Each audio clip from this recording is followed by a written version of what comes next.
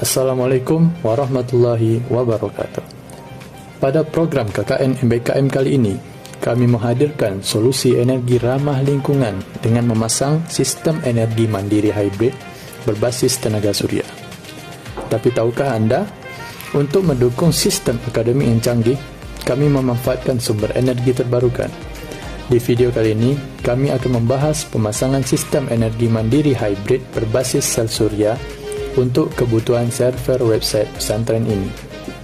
Dengan menggunakan energi mandiri dari tenaga surya, server dapat terus berjalan tanpa khawatir terganggu oleh pemadaman listrik. Sistem ini tidak hanya menyediakan daya saat siang hari, tapi juga menyimpan energi untuk digunakan pada malam hari atau ketika cuaca mendung.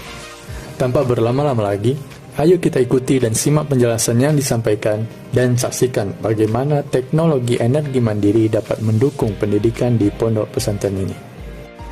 Gambar ini merupakan diagram sistem tenaga surya yang mengintegrasikan berbagai komponen untuk menyediakan listrik kepada beban seperti server, monitor, dan PC atau personal komputer. Berikut ini adalah penjelasan dari alur sistem tersebut. Pertama, photovoltaik atau PV, yaitu panel surya yang bertugas mengonversi sinar matahari menjadi energi listrik DC. Energi yang dihasilkan kemudian diteruskan ke SCC atau Solar Charge Controller. Nah, Solar Charge Controller atau SCC merupakan alat yang mengatur aliran listrik dari panel surya ke baterai. SCC memastikan pengisian baterai berjalan efisien dan aman, serta mencegah overcharging.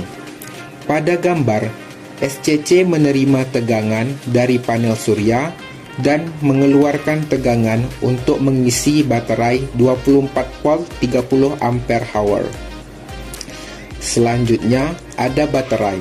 Baterai menyimpan energi listrik DC yang dihasilkan oleh panel surya. Energi ini nantinya digunakan sebagai cadangan ketika pasokan energi dari PV tidak tersedia atau tidak cukup. Selanjutnya, inverter 24 volt DC, 220 volt AC, 50 Hz. Inverter ini berfungsi untuk mengubah tegangan DC dari baterai menjadi tegangan AC 220 volt untuk digunakan oleh sistem server. Komponen selanjutnya adalah ATS atau Automatic Transfer Switch. ATS bekerja untuk memindah sumber daya secara otomatis antara sumber daya dari inverter atau tenaga surya dan sumber daya dari PLN. Ketika suplai dari panel surya tidak mencukupi atau terputus, ATS akan berpindah ke sumber daya dari PLN. Komponen selanjutnya adalah MCB atau Miniature Circuit Breaker. MCB berfungsi sebagai pemutus arus ketika terjadi beban berlebih atau hubungan pendek pada rangkaian, serta melindungi sistem dari kerusakan. Dan komponen yang terakhir adalah UPS atau Uninterruptible Power Supply.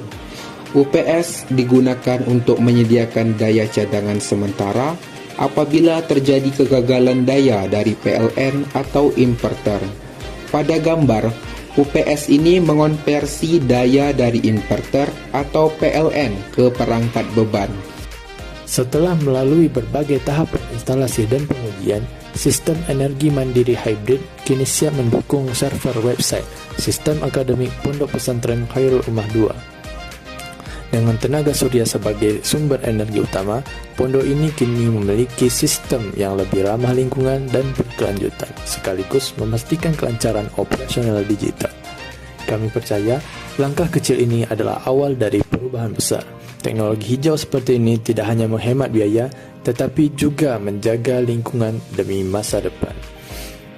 Terima kasih telah menyaksikan perjalanan kami dalam mengimplementasikan energi mandiri di Pondok Pesantren Khairul Ummah II. Semoga proyek ini menginspirasi lebih banyak inspiratif hijau lain di masa depan. Sampai jumpa di video selanjutnya. Wassalamualaikum warahmatullahi wabarakatuh.